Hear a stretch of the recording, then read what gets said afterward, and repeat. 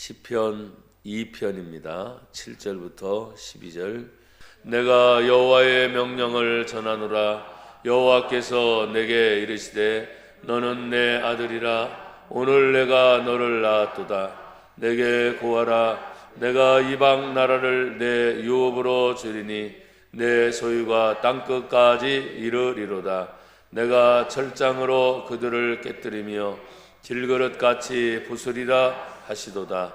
그런즉 군왕들아, 너희는 지혜를 얻으며 세상의 재판관들아, 너희는 교훈을 받을지어다. 여호와를 경외함으로 섬기고 떨며 즐거워할지어다. 그의 아들에게 입맞추라. 그렇지 아니하면 진노하심으로 너희가 망하리니 그의 진노가 급하심이라. 여호와께 피하는 모든 사람은 다 복이 있도다. 아멘. 오늘 저는 여호와를 경외하라 하는 말씀으로 같이 은혜를 나누고자 합니다. 우리가 성경의 말씀을 대할 때마다 성경은 하나님의 말씀으로 대합니다. 그리고 이 말씀을 읽다 보면 이 하나님의 말씀이 어떤 때는 권유, 이렇게 해줬으면 좋겠다, 이런 말씀들도 있지만 대다수의 하나님의 말씀은 명령입니다. 하기 싫어도 해야 되는 거예요. 또 그 명령이 환경이나 주변의 여건이나 또 내 삶에 완전히 딱 맞아 떨어지는 경우도 있어요. 그러면 얼마나 기분이 좋은지 몰라요. 그래서 하나님 명령이 여러분의 삶에 딱 맞아 떨어지기를 축복합니다. 그러나 간혹가다 하나님의 명령이 내가 지금 이런 삶을 사는데 아직은 안 되는데, 또 뭐가 안 맞는데, 이런 경우도 있을까요, 없을까요?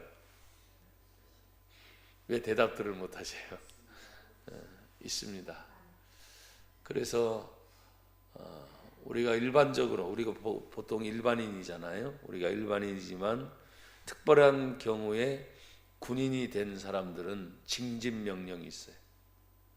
그래서 어떤 때는 자유도 주기도 하고 휴가를 보내기도 하지만 딱 맞춰진 시간의 텀에서 그들이 훈련을 받고 일과 시간을 보냅니다. 그리고 만약에 비상사태가 생긴다든지 어떤 어려운 일이 생길 때는 자신의 개인적인 시간이 없어요. 그러니까 명령에 따라서 움직이는 것이 군인입니다. 오늘 예수 믿는 우리 성도들은 일반인이지만 하나님의 입장에서 볼 때는 나와 여러분이 하나님의 군대입니다. 그래서 어떤 때는 막 자유롭다가도 하나님의 명령이 이거다 그러면 그 자유롭다가도 명령이 떨어진 군인들이 그 명령에 따라 일사불란하게 움직이듯이 나와 여러분들도 하나님 앞에 정말 한 마음이 되고 또 한 뜻이 되어서 움직여 나갈 수 있는 그런 은혜가 있기를 주의 이름으로 축복합니다. 오늘 하나님 말씀을 읽다 보면 7절에 내가 여호와의 명령을 전하노라 그랬어요. 명령에 대한 부분을 제가 잠깐 설명한 이유가 바로 그겁니다. 하나님의 명령이 떨어지게 되면 내 마음이 하기 싫어요. 어떤 때는 환경이 뒷받침이 안 돼주니까, 또 주변의 여건이 나 말고 사람들의 관계나 여러 가지 일들이 자꾸 나를, 하나님의 명령이 떨어졌음에도 불구하고 망설여지게 되는 경우가 있을까요, 없을까요? 예, 있습니다. 그럼에도 불구하고 나와 여러분들은 하나님 앞에서 하나님의 명령입니다. 사실은 성경 전체는 우리가 부드럽게 다가가는 것이 있어요. 그건 뭐냐면 하나님이 말씀하셨습니다. 그러니까 부드럽잖아요. 근데 어느 날 갑자기 이것은 하나님의 말씀도 말씀이지만 하나님의 명령입니다, 이러면 갑자기 자세가 잡히든지 우리가 지금까지 듣고 알았던 하나님 말씀에 대해서 다시 한번 생각을 정립을 해야 돼. 배운 게 얼마나 많습니까? 보고 들은 것이 얼마나 많습니까? 나와 여러분들은 최근 몇 년 사이에 일어난 여러 가지 국가적 재난, 세계적 혼란을 질병이라는 것으로 겪었습니다. 그러나 그 삶 속에서 자신들이 해야 할 일은 묵묵히 하는 사람들의 모습을 보면서 살아있다면 고백합시다. 할 수 있구나. 아멘. 한 번 더요. 살아있다면 할 수 있구나. 아멘. 뭐가 멈춰진 것 같은 착각을 일으키는데 되어지는 상황을 보면 계속 일들이 멈추지 않고 진행이 됐던 것을 보게 됩니다. 그래서 소란이 일어나는 것도 잠잠해지게 되고 또 어지러운 것도 질서가 잡히게 되고 생각하지 못했던 많은 일들을 사람들이 겪으면서 이것이 이렇구나. 그걸로만 끝난 것이 아니라 성경을 읽다 보면 하나님은 마지막 시대에 일어날 일을 우리들에게 막 말씀하셔요. 기후적인 문제, 또 환경적인 문제, 또 사람과 사람들이 일어나는 문제, 처처에 일어나는 나라와 나라들의 문제, 이 성경에서 하나님이 미리 다 말씀을 해주고 계시거든요. 그러니까 이 세계는 어떻게 흘러가냐라고 말할 때 정확한 것은 딱 한마디입니다. 하나님의 말씀인 성경대로 간다. 그런 정확합니다. 근데 그 성경의 내용을 우리가 깊이 더 구체적으로 알 수 있는 방법이 없기 때문에 때로는 그 말씀을 묵상하면서도 오늘 제가 이 명령이라는 말씀을 딱 시편을 또 읽어가다가 이 편에서 내가 여호와의 명령을 전한다. 이것을 쓰게 된 시편의 기자가 명령이라는 말을 하게 될 때 그 마음이 어떤 자세였을까라고 먼저 생각했어요. 명령이라는 말은 아무리 힘들고 어려워도 반드시 해야 한다. 또 무겁게 느껴질 수도 있겠죠. 이거 내가 지금 감당하기가 너무 어려운데, 하지만 명령이니까 어떻게 합니까? 무거워도 해야 합니다. 그게 명령이거든요. 근데 오늘 성경은 그 명령을 하시면서 7절 중간에 보니까 여호와께서 내게 이르시되 너는 내 아들이라 오늘 내가 너를 낳았도다. 아멘. 명령을 내리시는 하나님이 누군 거는 우리는 분명히 압니다. 그런데 그 내용을 보게 되면 아들에 대해서도 명령을 하시네요. 여러분, 보통 저도 아버지니까, 여기 아버님들이 계시니까 우리 아들들에게 명령할 때가 종종 있어요, 없어요? 근데 명령이라는 생각을 해요, 안 해요? 안 하지요. 아버지의 권위, 당연히 아버지로서 할 말을 했다라고 말을 하지 명령했다라고 말하지는 않아요. 하지만 평상시는 그냥 편해요.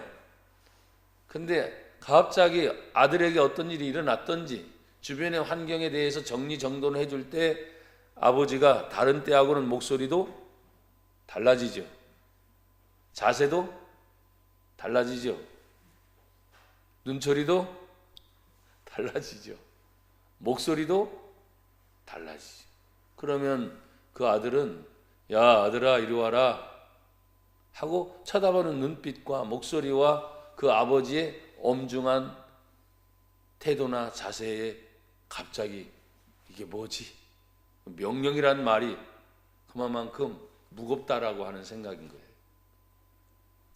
오늘 나는 여러분 이 말씀을 준비하면서 아들을 향해서 내가 너를 낳았다 명령을 하시는 그 하나님의 그 다음 말씀은 참 부드럽게 가는 거예요. 아들이다 내가 너를 낳았다. 그러면 아들이고 내가 낳았다면 아버지로서 마지막까지 책임져 준다. 어떤 일이 있어도 걱정하지 마라. 아버지가 끝까지 해결해 줄 테니까. 그건 보장된 삶을 사는 거예요. 때때로 저와 여러분이 어떤 일을 부딪혀서 우리는 최근에 일어난 많은 일들을 전 세계적으로 겪은 문제도 있고 개인의 문제도 있고 또 여러 가지 많은 문제를 겪으면서 이 말씀을 제가 준비하면서도 야, 그렇구나. 하나님을 우리는 뭐라고 불러요? 아버지 그래요. 여러분 하나님 아버지 맞아요? 그 아버지 하나님이 아버지니까 끝까지 아들 된 저와 여러분들을 책임져 주십니다. 걱정하지 말아라. 염려하지 말아라. 성경에 많이 나오잖아요. 놀라지 말아라. 무서워하지 말아라. 그 마지막은 항상 뭐라고 하셔요? 내가 너와 함께 함이니라. 자, 이게 얼마나 위안이 되는지 몰라요. 가뜩이나 내가 힘들고 어려웠고 때로는 부딪힐 일 많았고 또 때로는 어떤 일에 부딪혀서 이겨나갈 때는 내가 힘이 있으니까 야, 이거 참 괜찮구나. 재미있잖아 이기면요. 그런데 부딪혀서 이기는 게 아니라 팍 주저앉아서 어떤 때는 내가 지금까지 해온 게 뭐야 이거 하면서 무기력함에 그 다음에 자괴감, 자기가 무너지는 그런 마음이 막 들면서 힘들어질 때가 있어. 그러면 그때는 아버지가 가만히 계시는 거예요. 아버지 생각 이전에 내가 부딪힌 환경, 내가 가지고 있는 재능, 내가 가지고 있는 그 문제 속에서 내가 먼저 아버지보다는 누구 먼저 생각한 거예요, 사실은. 나 먼저 생각한. 근데 이기주의가 아닙니다. 왜? 자기 자아를 먼저 볼 수 있는 사람이 되어야 되기 때문입니다. 나의 존재가 어떤 존재인지를 알아야 합니다.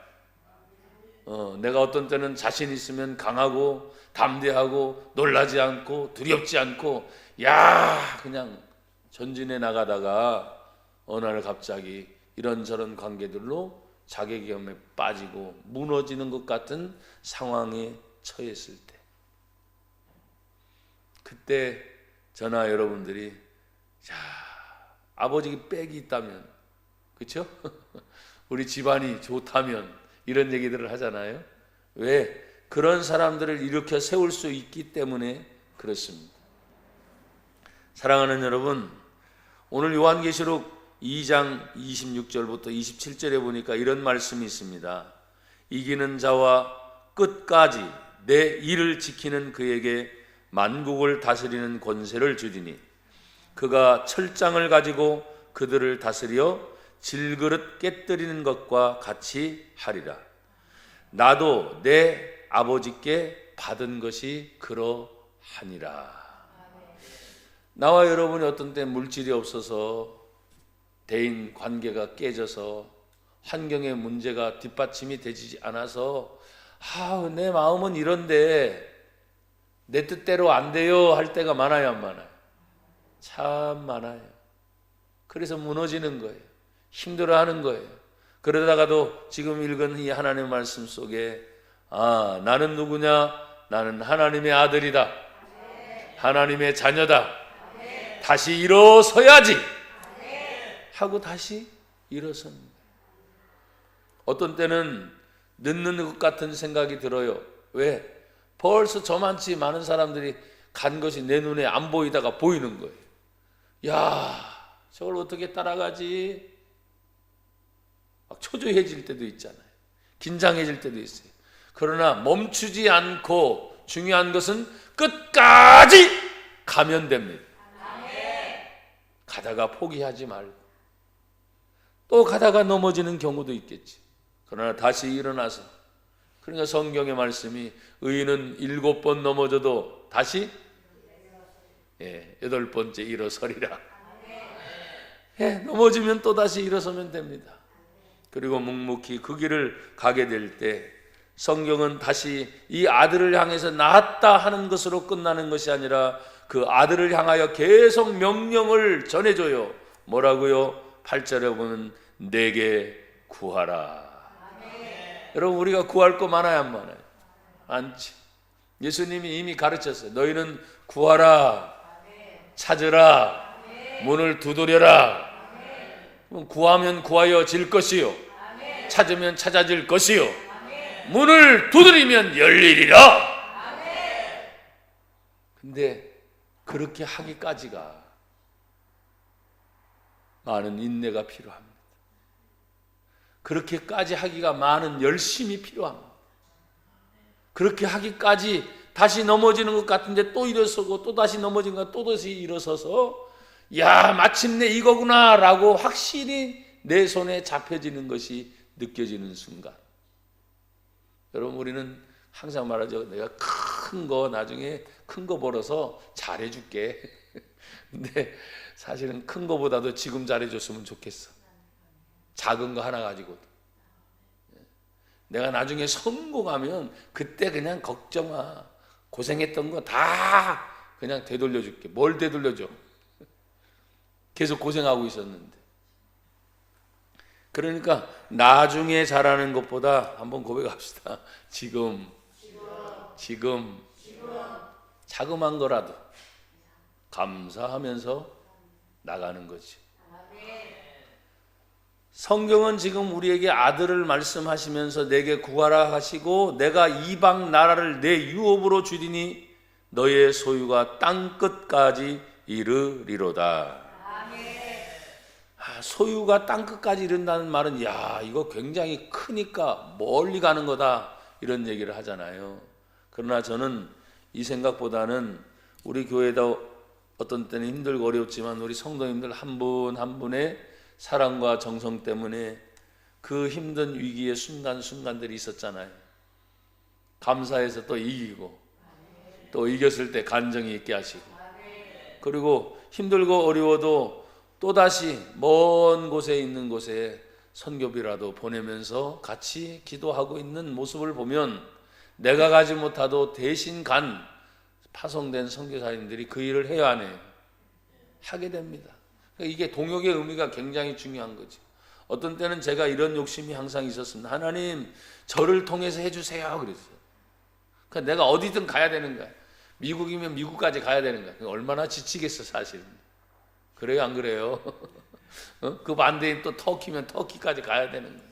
아니면 남극이든 북극이든 오라는 대로 다 가야 돼요. 그건 감당하기 어려운 것입니다.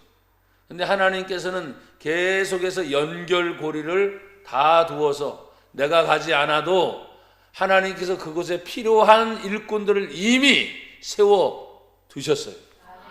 그래서 그 연결고리만 연결되면 감사한 거죠. 그래서 우리 교회도 때로는 힘들고 어렵지만 선교지에 선교사들을 돕는 선교비를 보내면서 또 어떤 때는 선교사들이 오기도 하고 그 선교 편지를 받아보면서 야, 감사하다. 아멘.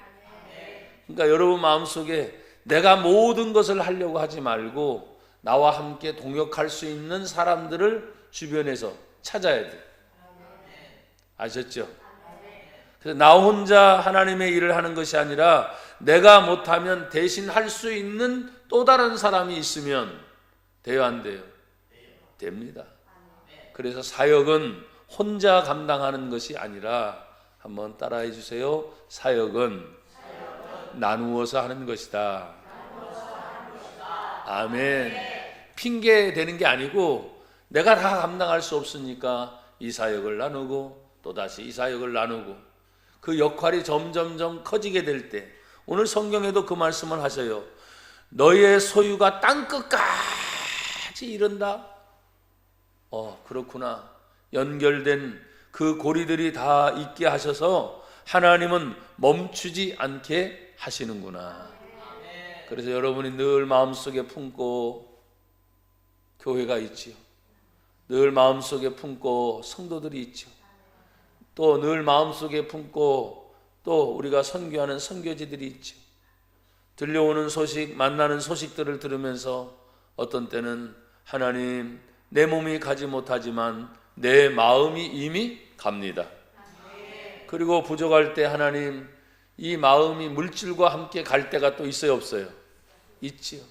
그러니까 이 모든 것이 끊어지는 것이 아니라 다 연결되어 있음을 고백하면서 하나님, 우리의 소유가 내 것으로만이 아니라 오늘 성경에 말씀하셨죠. 너의 소유가 땅 끝까지 이르리로다. 선교가 멈추지 않게 하옵소서. 구제가 멈추지 않게 하옵소서. 전도가 멈추지 않게 하옵소서. 하나님의 영광이 늘 드러날 수 있도록. 그런데 여러분, 이방 나라가 쉽지 않아요.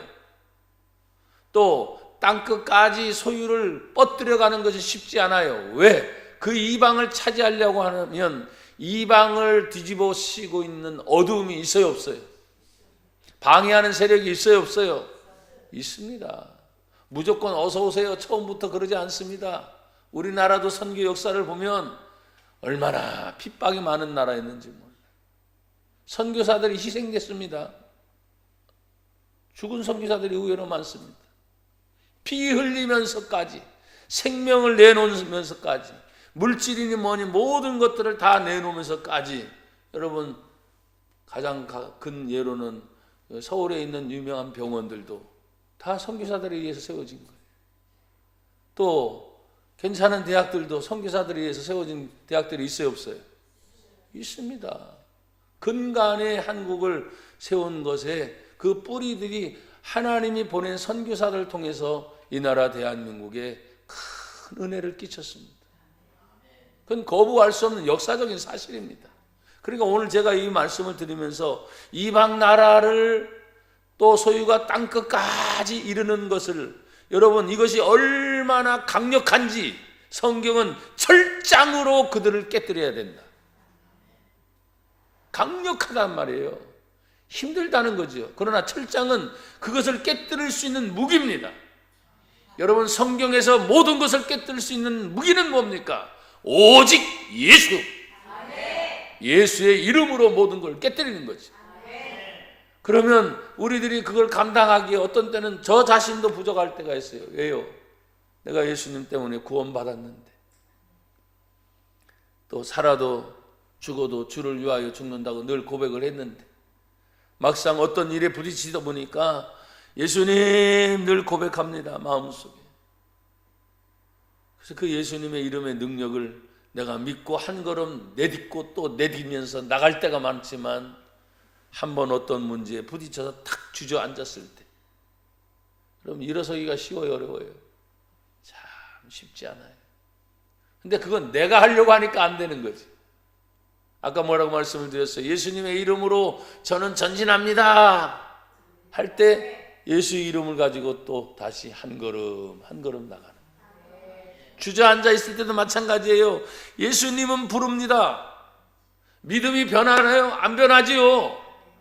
한 번 들어온 예수님은 떠나지 않기 때문에, 그 예수님은 변함이 없기 때문에.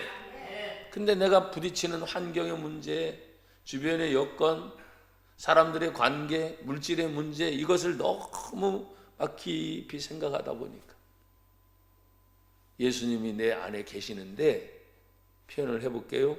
중심의 예수님이 아니라 걱정, 염려가 중심에 먼저 잡고 예수님을 이렇게 잠깐 밀어넣는 거예요. 필요할 때만 예수님! 그래서 이 문제가 풀렸으니까 다시 싹 밀어넣고 룰루랄라 그러다가, 목사인 저도요, 예수님이 분명히 내 안에 계시는데 내 중심이 아니라 어떤 문제보다 더 밀려나 계시는 것을 제가 볼 때가 있어요. 그래서 부족하구나. 내가 참 어리석은 사람이었구나. 사랑하는 성도들에게는 그렇게 가르쳤으면서 정작 내 자신이 그랬구나. 철장은 강력한 겁니다. 근데 그 뒤에 나오는 구절에 질그릇같이 부수리라 하는 것은, 그들을 깨뜨리는데 질그릇인 존재는 뭡니까? 아무리 강해도 철장 앞에서는 질그릇처럼 약한 존재가 될 수밖에 없다는 거예요. 그래서 내가 먼저 저 적군이라든지 다른 문제를 향해서 뛰쳐나가서 내가 이제 예수의 이름으로 모든 걸 무찔러야지, 이겨내야지, 그거 전에 나는 어떤가? 그 철장을 들고 나갈 만한 하나님 앞에서 모든 머리서부터 발끝까지, 여러분 있죠? 하나님의 군대가 입는 옷들이 있어요, 없어요? 구원의 투구를 쓰고 의의 흉배를 붙이고 진리의 허리띠를 띠고 다 나오죠 성경에. 다 무장하고 가야 되는데 이 너무나 급하다고 어느 날 갑자기 보니까 그거는 하나도 착용하지 않고 철장만 딱 들고 나가고 있는 거야. 뭔 얘기인지 아시겠어요? 내가 내 나름대로 준비는 하지는 않고 그냥 예수님의 이름만 줬다고 했으니까 그냥 그 철장만 가지고 가서 막 휘두르려고 그랬는데 저기 쏘는 것이 구원의 투구가 있어야 막지요. 의의 흉배가 있어야 막지요. 근데 그런 건 다 벗어놓고 그냥 좋다고 요것만 가지고, 죄송합니다 이런 표현을 써서, 발가벗고서 요것만 가지고 난리치는 거야. 제가 오늘도 이 성경을 준비하면서 하나님, 그렇습니다. 제가 바로 철장을 가지게 하셨는데 발가벗고 춤추는 놈이군요. 죄송합니다. 하나님 앞에서 다시 한번 하나님이 주신 모든 무기를 내 스스로 점검할 때, 오늘 성경은 나옵니다. 그들을 향해서 전진하며 나갈 때 상대들이 보통 상대들이 아닙니다. 10절에 보면 군왕들아 그랬습니다. 권력의 힘이 얼마나 강력한지. 또 뭐라고 말했습니까? 세상의 재판관들아. 여러분, 사람들이 지혜롭다 그러잖아요. 근데 더 뛰어난 지략가들이 있는 거예요. 하나님의 말씀을 묵상하고 늘 고백합니다. 그래서 하나님이 나에게 지혜 주셨구나. 아멘. 문제에 부딪히면 이길 능력을 주셨구나. 아멘. 아멘은 잘해요. 근데 막상 어떤 문제에 부딪혀가지고 아멘, 아멘, 아멘 쭈그러드는 내 모습을 보는 거예요. 믿는 성도들이 지금 있으니까 예배드리면서 우리끼리는 뭐든지 다 할 수 있는데, 문제는 문 열고 세상으로 나갔을 때 부딪히는 세상과의 싸움에서 지금 우리들이 지금 이렇게 자신 있게 아멘하고 감사하고 하나님이 살아계십니다, 우리와 함께 하십니다, 이제 아멘도 자신이 없어졌는데 갑자기. 야, 이게 얼마나 힘든 것인지. 신앙생활은 쉬운 게 아니더라고요. 신앙생활은 어려운 겁니다. 힘든 겁니다. 예수님의 말씀처럼 넓은 문이 아니라 좁은 문을 향해 가는 겁니다. 그런데 가다 보니까 너무 익숙해진 거예요. 그 좁은 길이 너무나 편해진 거예요. 야, 이 세상에 많은 것들이 있는데 예수 믿는 것이 전부야 라고 세상은 자꾸 조롱합니다. 교회를 향해서, 믿는 성도를 향해서, 심지어 목사들을 향해서 자꾸 조롱합니다. 왜 그런 일들을 자꾸 들치워내서 얼마나 많은 공격을 합니까? 그러면 세상 사람들이 나쁜 놈들이요, 그렇게 표현하고 싶진 않아요. 왜? 세상에 있는 것이 성경에 말한 것처럼 마귀의 권력에 사로잡혀서 뭐가 뭔지도 모르고 얘기를 하는 거니까. 그러나 여러분, 영적으로 마귀의 권력에 사로잡히고 세력에 사로잡히면 믿는 성도들은 성령의 능력으로, 말씀의 능력으로, 근데 이 능력과 능력이 부딪힐 수 있는 힘이 안 될 때 어떻게 됩니까? 영적 싸움에서 밀려나는 수밖에 없어요. 아까도 말씀을 드렸잖아요. 아멘! 목소리로 한다면 저도 괜찮을까요? 목소리만. 근데 이제 막 부딪혀야 돼. 그러니까 아멘 커지다가 아유 또 우태, 또 점점 작아져서 완전히 눈치 살피고 있고 쭈그러들어 있는 그런 모습을 제가 저를 보면서, 하물며 나 일진데 다른 사람들은 어떨까? 다른 목사님들은 어떨까? 장로님, 권사님, 다른 분들은 어떨까? 그러다가 다시 저에게 이런 말 합니다. 야 임마, 너나 잘해. 걱정 말고 염려하지 말고 하나님이 살아계신 걸 믿는다면 언제든지 다시 일어서게 하신다. 그래서 그런 생각을 많이 하고 어떤 때는 기도가 한 보따리 너무 무거운 짐이 돼서 성경 말고 찬송가 가사처럼 무거운 짐을 나 홀로 지고 견디다 못해 쓰러질 때, 어이씨, 이걸 왜 내가 짊어지지? 성경에 말했잖아요. 주님께 다 맡기라고 하시잖아요. 주여, 죄송합니다. 이걸 제가 다 짊어지려고 했네요. 주님, 지금 다 주님께 맡깁니다. 예수님, 내려놓습니다. 한순간 홀가분해졌어요. 그렇구나. 크게 하시든 작게 하시든 많은 일을 하게 하든 적은 일을 하게 하든 우리는 먹든지 마시든지 무엇을 하든지 다 하나님의 영광을 위하여 하라. 그래, 하나님의 영광을 위해서 몸부림치면서 나가는 그 모습이, 야, 그렇구나.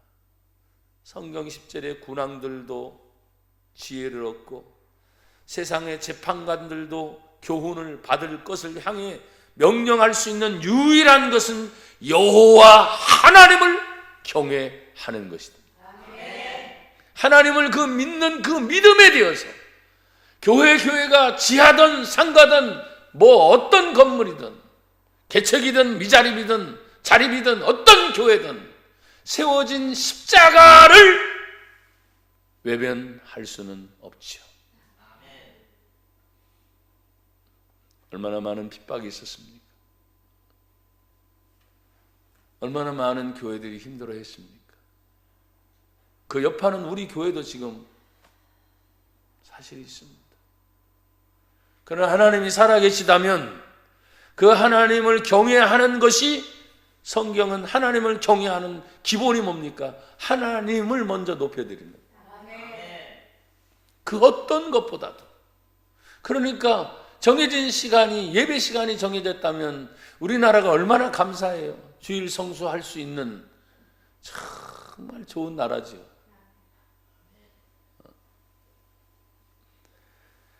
하나님을 높여드릴 수 있는 것 중에 가장 높은 것은 다시 없습니다. 첫 번째도 예배요, 두 번째도 예배요, 세 번째도 예배요. 예배를 하나님이 가장 기뻐하시기 때문입니다. 그 예배가 속히 사실 많이 회복이 돼야 하나님 부흥을 주시옵소서, 이 말은 다른 말이 아니에요. 예배를 드리던 모든 인원이 다시 하나님께 나와 예배해야 부흥이 일어나는 거예요. 눈치 살살 보면서, 인간 눈치 살살 보면서, 환경 눈치 살살 보면서 예배 때, 예배 시간은 다 빠져나가면서 하나님 도와주세요. 그분들은 얘기합니다. 길 걸으면서 다 기도하고 찬송한대요. 안 한다는 게 아닙니다. 저도 운전하면서 수시로 찬송하고 기도합니다. 어딜 가든지 수시로 항상 하나님 의식하고, 하나님, 저도 모르게 하나님 부를 때가 너무 많지요. 왜? 내 삶 속의 모든 것이 하나님이니까. 근데 왜 회중 예배고 집회 모임입니까? 지금은 성경 공부 시간이 아니니까. 성경 어디를 보더라도 회중 함께 모여 드리는 예배 가운데 하나님이 역사하셨습니다. 성경 구절구절 다 나와요. 구약성경이든 신약성경. 그러니까 하나님, 나와 여러분들이 하나님을 경외하고 섬기고 떨며 즐거워할 것이 뭐냐? 예배가 회복되게 하옵소서. 그겁니다. 그래서 여러분 다시 11절 말씀만 한번 같이 한번 읽어볼까요? 11절 시작. 여호와를 경외함으로 섬기고 떨며 즐거워할지어다. 아멘. 뭐냐? 예배가 회복되는 거다. 정말 우리 한국 교회가 다시 살 수 있는 방법은 다른 방법이 없어요. 예배가 회복돼야 됩니다. 사람들은 요사이 워낙 좋은 시스템들을 가지고 다니니까 뭐 스마트폰이 말 그대로 똑똑한 전화 아닙니까? 다 하잖아요. 그거 가지고 경제 활동도 하고 뭐 사람들 주고받는 소통의 통로가 되기도 하고, 가지 못하면 여기서 앉아가지고 결제하는 것도 다 하고 물건도 받고. 야, 참 좋은 시대에는 좋은 시대입니다. 그러나 저는 아직도 보수적이고 좀 고리타분한 사람인지 몰라도 예배는 길이가 아니라 사람이 하나님께 드려야 예배다. 네. 점점점 사실은 이 스마트 시대가 되면 또 다른 문제들이 더 생기겠죠. 그래서 적은 교회들은 점점점 사라지게 될 것은 당연하고, 또 큰 교회도 안심할 수는 없죠. 왜? 사람들이 대신할 수 있는 대신거리를 찾아서 예배한다고 하니까. 그러나 여러분 다시 한번 기억하십시오. 성경은 하나님 앞에서 믿음으로 나와 하나님께 영광 돌릴 것을 말씀하고 있고, 시편 5편 7절에 보면 오직 나는 주의 풍성한 사랑을 힘입어 주의 집에 들어가 주를 경외함으로 성전을 향하여 예배하리이다. 장소에 참 중요성이 있습니다. 그러니까 사람들이 저는 뭘 보는 사람은 아니지만 집을 구할 때 집터가 어때야 된다, 사람들 얘기를 해야 안 해요? 하죠. 또 그런 걸 말하진 않지만 해를 보면서 해가 잘 드는 집이 좋다, 이런 얘기를 다 합니다. 우리가 하나님 앞에 믿음을 갖고 살아가는 성도들로서 내가 어디를 가든지 또 무슨 일을 하든지 하나님 앞에 성전을 향하여 예배하며 살 것이다. 그러니까 어딜 가든지 자기가 하나님 앞에 예배를 드리는 삶을 살 것에 대해서 우리에게 가르치고 있는 말씀입니다. 오늘 이제 마지막 부분의 12절에 보면 여호와께 피하여 누리는 은혜가 뭐냐? 12절에 그의 아들에게 입맞추라. 입맞추는 것은 여러분 진실한 표정이죠. 우리나라 인사성 그렇지 않지만 외국에 간혹가다 그런 경우가 있습니다. 입을 맞추기보다는 양볼에 인사를 하는 경우도 있죠. 여기 입맞춤의 표현은 무엇입니까? 가장 가까움의 표시입니다. 자신의 마음과 마음이 통한다는 그런 표시입니다. 사랑하는 여러분, 오늘 성경에 그의 아들에게 입맞추라, 그렇지 아니하면 진노하심으로 너희가 길에서 망하리니, 신교의 교제가 끊어지게 되면 망할 것을 얘기합니다. 그의 진노가 급하기 때문입니다. 그러나 여러분, 진노를 피할 수가 있습니다. 망하는 것을 피할 수가 있습니다. 그 비결은 12절 맨 마지막에 같이 한번 여호와께 피하는, 같이 읽읍시다. 시작. 여호와께 피하는 모든 사람은 다 복이 있도다. 아멘. 이게 방법이에요. 여호와께 피하는 모든 사람은. 그러면 하나님, 내가 지금 어려우니까 피할 때만 피합니까? 그게 아니에요. 여호와께 피한다는 것은 아무리 힘들고 어려워도 예배 때가 되면 예배를 드린다는 거예요. 아무리 힘들고 괴로워도 예배가 되면 예배를 드린다는 거예요. 삶의 그 어떤 우선순위보다도 하나님을 믿는 사람에게 있어서는 제1 중심이 예배 중심이다. 여러분에게 직장생활 하지 말라는 얘기가 아니에요. 가정생활 하지 말라는 얘기가 아닙니다. 다 하셔야 됩니다. 그러나 가장 믿는 성도로서 우선순위가 예배 중심의 삶이 되어야 됩니다. 그러면서 가정을 다시 돌보고, 직장생활을 다시 돌보고, 또 주변의 관계를 다시 돌보면서 하나님이 주신 그 은혜 안에 나와 여러분이 승리하기를 다시 한번 주의 이름으로 축복합니다. 시편 5편 11절 12절만 제가 말씀을 읽어드리고 오늘 말씀을 맺습니다.